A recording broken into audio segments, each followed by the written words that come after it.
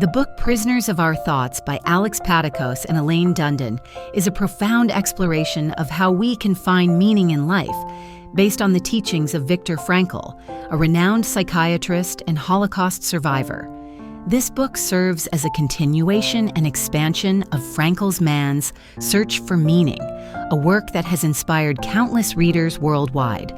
Man's Search for Meaning is regarded as one of the most influential books of the 20th century. Frankl's work centers on the importance of discovering purpose in life, especially in challenging circumstances. In Prisoners of Our Thoughts, Pattakos and Dundon attempt to answer a question that many of Frankl's readers may have pondered. How can we practically apply Frankl's philosophy in our daily lives? Their book provides 7 key principles that help people escape the prison of negative thinking and lead a meaningful life. Before delving into the book's core principles, it is essential to understand Viktor Frankl's life and work. Frankl's insights into human nature were not merely theoretical. They were shaped by painful experiences during one of the darkest periods in human history. At 16, Frankl began reflecting on the meaning of life and delivered his first public lecture on this subject. His interest in people's search for meaning would later become the foundation of his career. At the age of 21, Frankl developed a method of psychotherapy he called logotherapy. In this context, the term logos means meaning.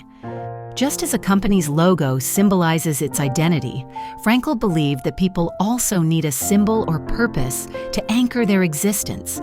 This concept of meaning would become the central theme in his works. Frankl's life was marked by a great tragedy during World War II. As a Jewish man, he was captured and imprisoned in Nazi concentration camps, where he endured 3 years of suffering. During this time, he lost his parents, wife, and brother, yet he miraculously survived. Frankl believed that his strong conviction in the meaning of life helped him endure the harshest conditions.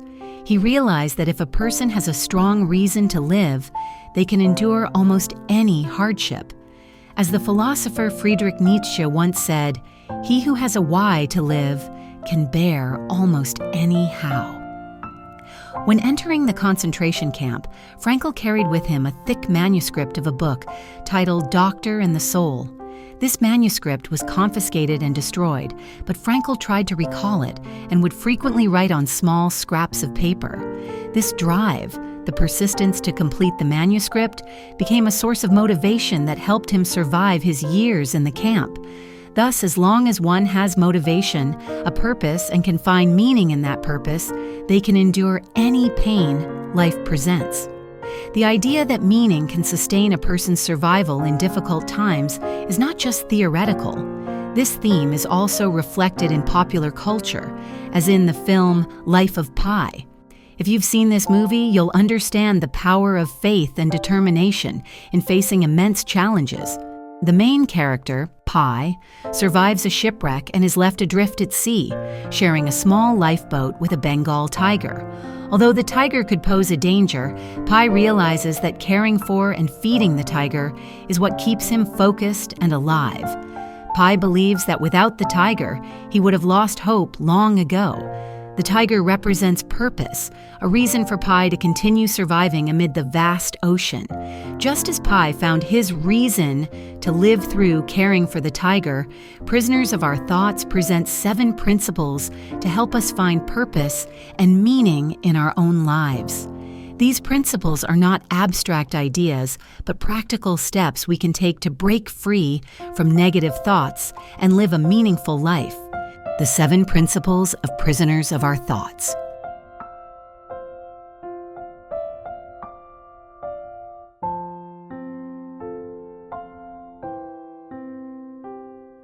First principle, the freedom to choose your attitude.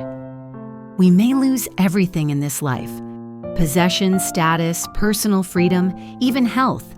But there is one thing no one can take away: the ultimate freedom. The right to choose our attitude in any circumstance. This is what Viktor Frankl emphasized through his horrific experiences in Nazi concentration camps. Yet people are often confined by a kind of natural mindset, which is habitual thinking.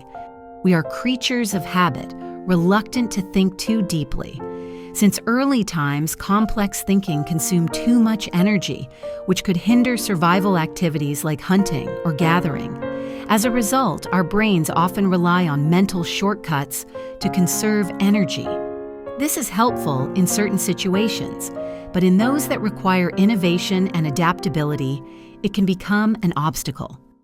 One insightful point I once heard is, many people think they are thinking, but they are actually just rearranging old, distorted thoughts in their minds.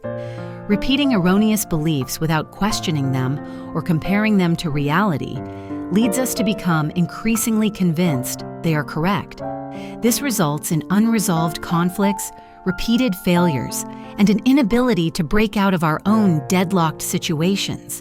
That is when we are imprisoned by habitual thinking, unable to look beyond and change. At such times, we often justify ourselves with excuses like, "I had no other choice. I had to do it." For example, in the concentration camps, some chose to become Nazi collaborators, betray their fellow prisoners, or steal to survive. Meanwhile, others chose to share their meager bread with children or encourage others to overcome hardships together. Those who took the cowardly path often believed that if they didn't, they would die, and that it was necessary. But in reality, this was merely an excuse they used to justify themselves, not a true lack of choice. This is the imprisonment of habitual thinking, which prevents them from seeing other options. In everyday life, we also easily fall into negative, habitual thinking. For instance, when facing difficulties at work, many people react out of habit saying, "I've tried so many times, but it didn't work. This can't possibly be done," or "My boss is terrible and my colleagues are no better." Complaining and blaming are typical forms of negative thinking. They trap us in the feeling that we're victims of our circumstances, and we in turn relinquish our freedom to choose a more positive attitude. Instead of embracing challenges and seeking solutions, we choose to justify our failures. However, in any situation, there is always an alternative choice. We can choose to respond positively to difficulties, and this requires a deeper understanding of the concept of positivity. Many people think that positivity is simply about maintaining a blind optimism, always trying to think of the good without recognizing reality. But in truth, real optimism involves 3 essential steps. First, we must choose a positive attitude to confront our current circumstances. This doesn't mean ignoring difficulties, but facing them with determination, without fear. Second, we need to envision all possible scenarios, including both the worst and best outcomes. We must be ready to face the worst if it happens, without abandoning our efforts. Finally, once we have determined our choice, we need enough motivation and resolve to make it a reality. This is the key to turning simple optimism into truly positive action. Only when we have all 3 elements can we truly understand the freedom to choose our attitude. True optimism is not just dreaming of better things, but includes the ability to accept challenges and commit to overcoming them. In any situation, we have the freedom to choose our attitude, and this choice ultimately determines the quality of our lives. Second principle: realizing meaningful goals. Many of us often confuse goals with desires. For example, I want the latest iPhone, I want a big house, or I want to own a beautiful car. However, if our goals are limited to material things, we will fall into an endless cycle of dissatisfaction. The reason is that external possessions can never bring us true happiness. If we attach all our expectations, desires, and hopes to tangible things, we will always feel a sense of lack, as there will always be things we cannot own or achieve. True happiness does not come from the outside. It must stem from understanding and discovering the meaning of our own lives.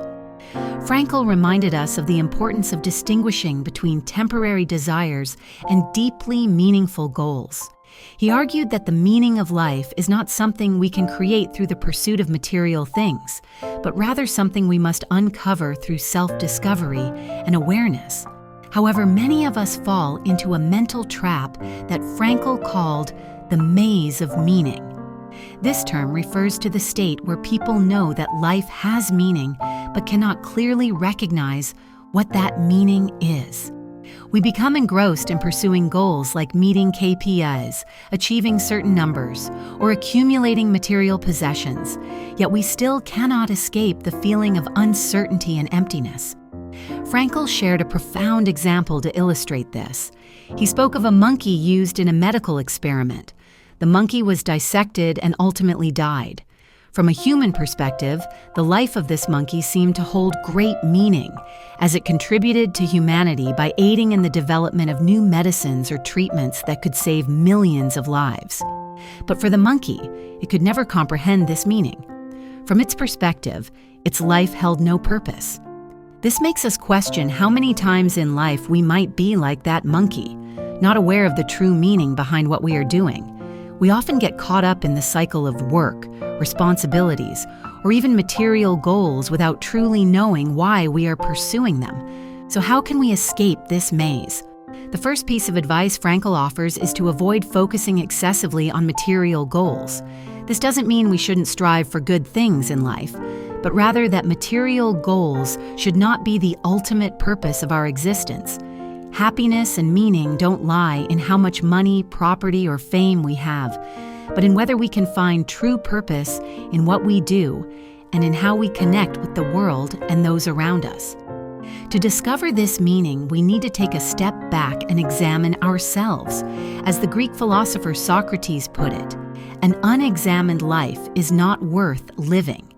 If we don't pause, if we don't question what we're doing or why we're doing it, we will remain trapped in the cycle of shallow and meaningless goals. When we become fixated on material achievements, we easily overlook profound spiritual values, memorable experiences, and essential relationships in life. Frankl emphasized that the meaning of life is not something we create. We cannot force or invent meaning for our lives. Instead, meaning is always there, right beside us, in daily events, in interactions with others, and in simple yet precious moments. Our task is to discover and recognize this meaning, not to try to create it from nothing. Life always holds meaning, even if we don't immediately recognize it. The search for meaning is not always easy, and sometimes we may feel lost or doubtful. But what matters is that we continue to explore, to question, and to strive to understand ourselves and the world around us more deeply. Ultimately, Frankl reminds us that even if life cannot give us a perfect answer about its meaning, the search for meaning itself is a meaningful act. This journey not only helps us understand our lives more clearly, but also brings us joy and profound satisfaction. Instead of allowing ourselves to get lost in the maze of material goals, we should learn to discover and cherish life's true values. In doing so, we will find meaning not only in grand things, but also in each small moment of life. Principle 3. Discovering the meaning in every moment of life. So how can we escape the maze of meaning? The answer lies in learning to find meaning in every moment we live. This begins with slowing down, immersing ourselves in present experiences, and savoring each small moment in life. Imagine a late afternoon after a long day of work as you walk home along a familiar path. How many times have you walked this route without truly noticing what's happening around you? Did you see the leaves slowly drifting from the branches to the ground? Did you hear the soft sound they made as they touched down? That falling leaf may be a fleeting image, but if we truly pay attention and immerse ourselves in that moment, it could open up a layer of meaning that we might otherwise miss. Slowing down, taking time to observe, and feeling everything around us is how we learn to appreciate each moment and every breath of life. Yet in modern life, we often do the opposite. Instead of slowing down to find meaning, modern people tend to fill their lives with busyness. We fear facing emptiness and dread the feeling of meaninglessness, so we strive to stay busy, leaving ourselves no idle moments to think. Some people, with just a little free time, immediately pick up their phones, scrolling through entertaining videos on TikTok or other social media to kill time. But does that really help us feel more fulfilled? Or is it just a way to temporarily cover up the emptiness within? Instead, we should spend more time reflecting, sensing, and discovering the meaning in each small moment of life. There is an exercise in the book called Practicing the Excavation of Existential Meaning that helps us pause and reflect, allowing us to find true meaning in each experience. This exercise poses 4 essential questions that we should ask ourselves after every experience. First, how did you handle that situation? What did you do and think in that moment? Second, what did you feel from that experience? What emotions arose within you? Third, what did you learn from that situation? What lessons can you draw from it? Finally, how will you grow from what you've learned? How will you apply these lessons to your life? The continuous process of questioning and answering these at each stage of life is like a journey of inner discovery, gradually helping us accumulate meaning and understanding. Each answer not only enhances self-awareness, but also contributes to forming the true purpose of our lives. We don't have to achieve grand accomplishments for life to be meaningful. True meaning can be found in the simplest and most ordinary actions. What's important is that we listen to ourselves, connect with our inner voice, and align with the values we pursue. Often in life, we are obsessed with achieving big goals or remarkable accomplishments to prove our worth. Yet the truth is, the meaning of life is not only in how impressive our achievements are, but also in whether we are in harmony with ourselves. Meaning is not something we can measure or compare. It is a profound sense of connection between ourselves and the world around us. When you feel aligned with what you are doing, you will find meaning in everything, no matter how small. Slowing down, reflecting, and considering each moment is the best way to escape the maze of meaning. Don't let busyness and material goals pull you too far from the true essence of life. Instead of chasing what's out of reach, seek and cherish the present, because each moment holds a deep significance if we truly know how to see it. Finally, when you have discovered meaning in every small moment, this paves the way to Principle 4. Principle 4, don't act against your true self. In life, we often face difficult choices, especially when desires and the pursuit of material achievements or social status begin to influence our thoughts and actions. The author recounts a personal story when he was a professor at a university and went through great effort to be appointed as the head of a research and teaching department. Upon hearing that the leadership would conduct an inspection, he hastily undertook a series of tasks solely to impress them, disregarding the dissatisfaction it caused among his colleagues. This situation is relatable, as it reflects a common reality in society.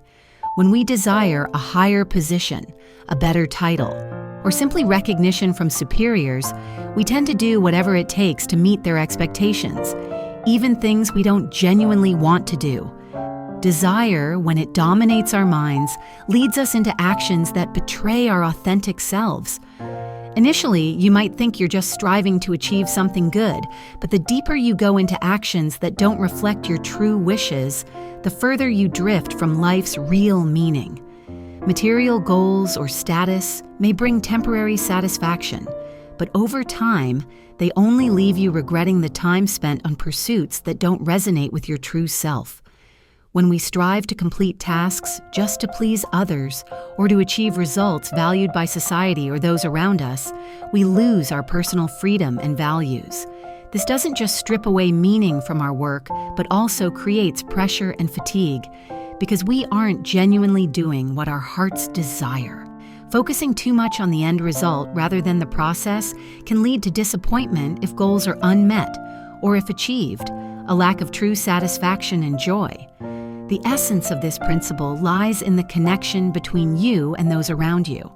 If you let desire guide you, you'll see others merely as tools to achieve your goals. In doing so, you lose respect for connections and the worth of those around you, leading to issues in personal and professional relationships. When you treat others as a means to an end, no one feels valued, which inevitably leads to negative outcomes. Using others as tools only results in disconnection, pushing you further away from life's true meaning. To avoid this, it's crucial to continually reconnect with your original self and examine the true motivation behind each action. For example, if you choose to be a teacher, your initial goal might be to share knowledge and help students grow. But when desires take over, you may begin to seek titles, positions, or recognition from colleagues and superiors. When that happens, you drift away from your original goal, and teaching becomes a burden rather than a joy. This is the desire conflict the book refers to. The more you pursue something at all costs, the more it distorts your actions, pulling you further from your initial purpose. A specific example is participating in a singing competition. Initially, your motivation may be a love for music and a passion for performing. But when you stand on stage with thousands of fans cheering, the desire to become the winner might start to consume you. The audience who once resonated with you on your musical journey becomes a tool to achieve the title of champion.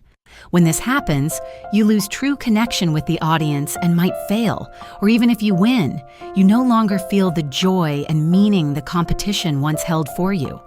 This principle reminds us never to let desire drive our actions, nor to treat others as tools for achieving our goals. Instead, always return to your original self and ask, what truly motivates me to do this? Are my current actions still aligned with my original purpose? Your goals should arise from your inner self and genuine values, not from external pressures or a desire for recognition from others. When you hold steadfast to genuine goals and resist the clouding influence of desire, you not only achieve success, but also find deep meaning in every journey you undertake. Principle 5. Observe yourself from a distance. Observing oneself is essential for seeing life and difficult situations more objectively. To illustrate why self-observation is necessary, let me share a story about Viktor Frankl when he was held in a Nazi concentration camp.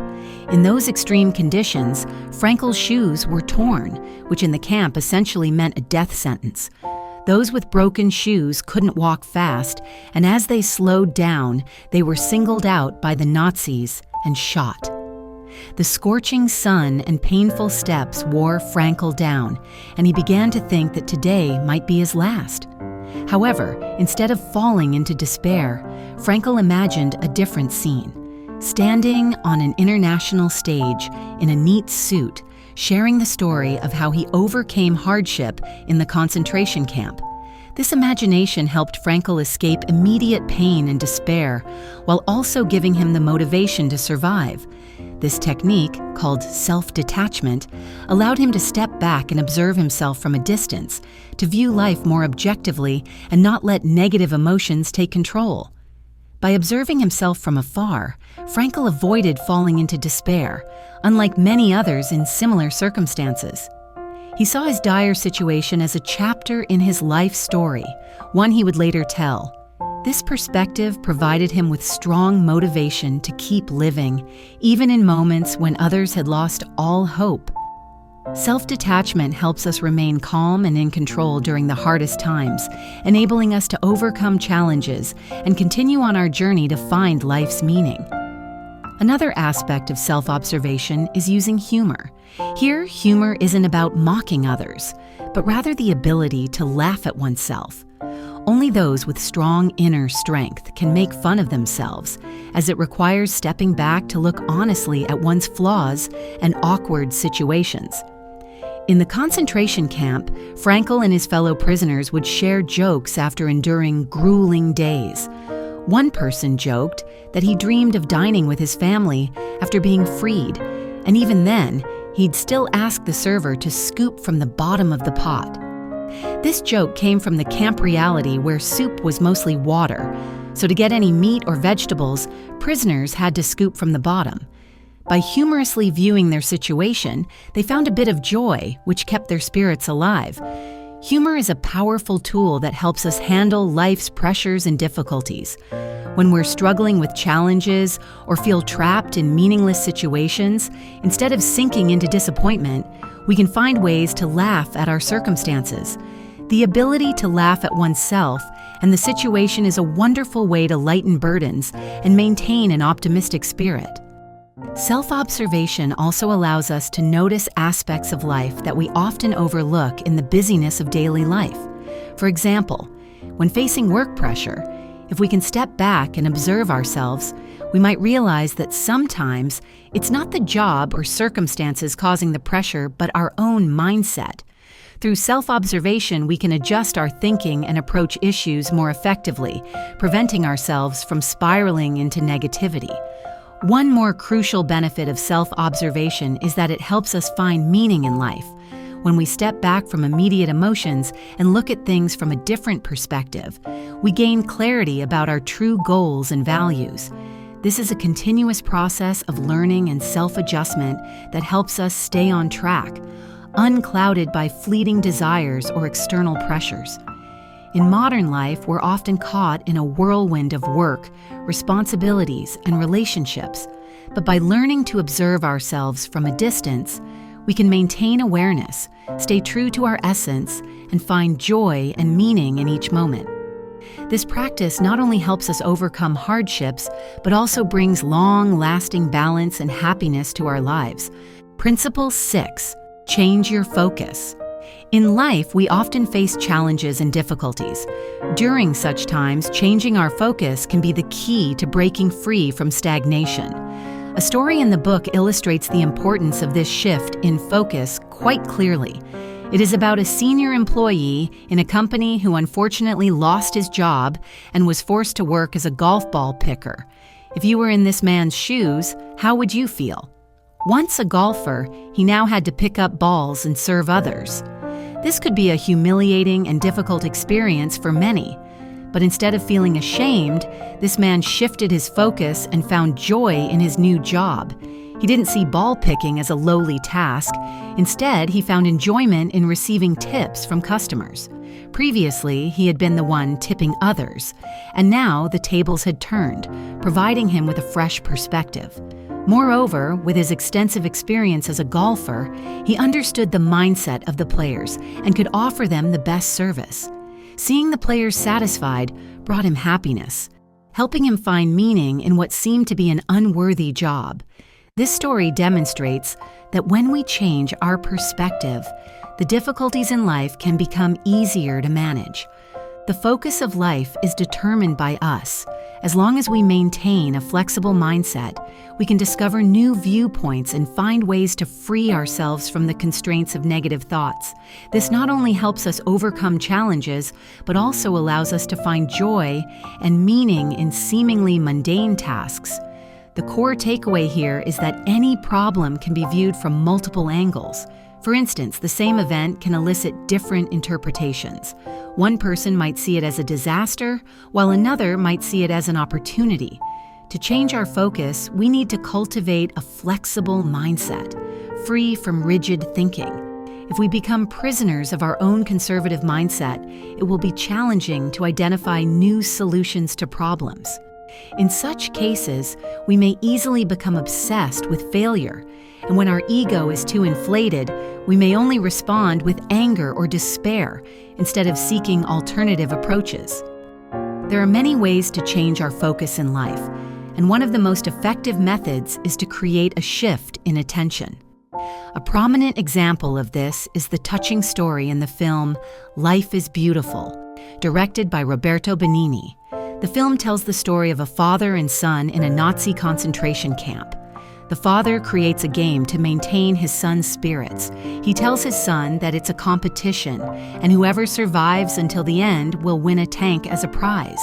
The child believes that his father is playing a game and is completely unaware of the brutal reality around them. To him, his father is the best and bravest player. The film faced criticism from many, especially within the Jewish community, who felt that using a humorous story to depict the horrors of a concentration camp was inappropriate and romanticized suffering.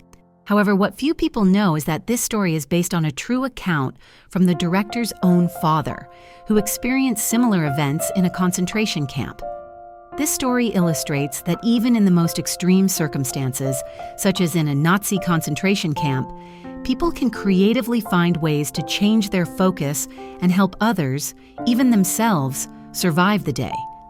By changing their perspective, they transformed horror into a game, helping their son maintain hope and stay alive. This reminds us that in this world, nothing is impossible to shift focus on. As singer Taylor Swift shared during her commencement speech at New York University, "As long as you can breathe, you can do anything." This means that as long as we are alive and able to breathe, we always have the chance to change our situation, find meaning, and discover new paths in life. If you feel powerless in the present, a helpful exercise could be soul travel. Close your eyes and imagine yourself in a place you love. You might dream of visiting the 7,000-year-old village of Hallstatt in Austria, or the beautiful Bend National Park, or simply a peaceful countryside. When you allow your spirit to transcend the limits of reality, you will feel freer and can find different methods and perspectives to overcome difficulties. We cannot control everything in life, but we can certainly change how we perceive them. When we learn to shift our focus, we will discover meaning and joy, even in the most challenging circumstances. Principle 7. Dare to overcome yourself. What does it mean to overcome oneself? This question is not only personal, but also extends to how we interact with the world and those around us. To understand better, let's start with a metaphor. Do you know why our eyes can see the world clearly? It is because the eyes do not see themselves. However, when the eyes have problems, such as conjunctivitis or cataracts, all attention becomes focused on them. Suddenly, the eyes no longer see the world but only pay attention to their own issues. This symbolizes a state in which people become overly focused on themselves, becoming selfish and limiting their vision to what is outside.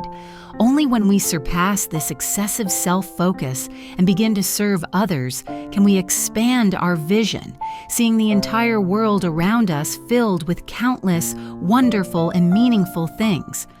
Confucius once said, "The greatest misunderstanding of all people is thinking that selfishness can bring benefits to oneself." This is entirely true. Doing what benefits oneself is not wrong, but selfishness does not help us progress or find happiness. Instead, it complicates life, filling it with anxiety and suffering.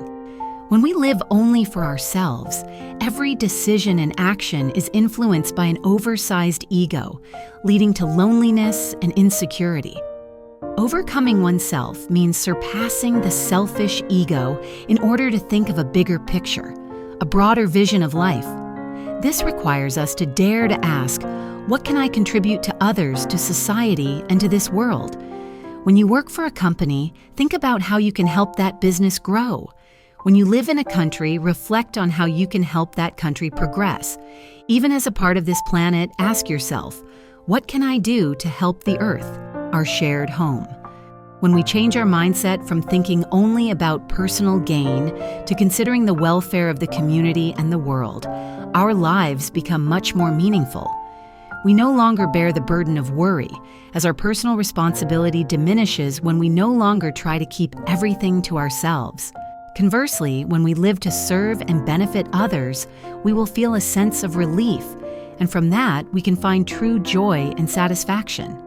This is not just a lesson in altruism, but also a way to free ourselves from the invisible pressures created by the ego. In fact, overcoming oneself is not an easy task. It requires us to change our mindset, letting go of the selfishness that has been ingrained in human nature for millions of years of evolution. In Richard Dawkins' book, The Selfish Gene, he argues that human nature is driven by natural biological impulses to protect personal interests. However, Dawkins also emphasizes that we are self-aware beings, capable of transcending these instincts. By recognizing that selfishness does not lead to real benefits, we can bring about positive changes in the way we live and work. Altruistic actions that also serve the interests of the community will lead to sustainable prosperity and happiness. Imagine a society where everyone knows how to overcome their ego to work toward common goals. In such a society, we would not only minimize conflicts, but also create a more peaceful and prosperous world together. This path requires us to embrace significant challenges, but the outcome will be lasting values and peace of mind. Ultimately, overcoming oneself not only helps us grow individually, but also opens up new opportunities for us to contribute to making the world a better place. When we realize that life is not just about our own ego, we will start to see that true happiness comes from creating value for others. Small but consistent contributions can lead to great changes, not only in your own life, but also for the community and even the world. Only when we dare to overcome ourselves and break down the barriers created by our own egos can we discover our unlimited potential and find true meaning in life. These are 7 principles to help you break free from the prison of thought and cultivate a genuinely positive attitude toward life, allowing you to discover and find the meaning of your own existence. This book is dedicated to all of us who are seeking the true meaning of life, and for those who have yet to find it or who are struggling with pressure, depression, or emptiness. I hope these principles can assist you in overcoming those difficulties and pressures. Finally, I want to say that this life is only lived once, and as long as you can breathe, you have the ability to do so. I hope we can fully embrace this life, which is full of meaning, waiting for you to discover and seek out. Thank you for listening. If you found this video helpful, please share it with those who need it. I would appreciate a like or a comment. And don't forget to follow my channel for more upcoming videos. Thank you very much, and see you again soon.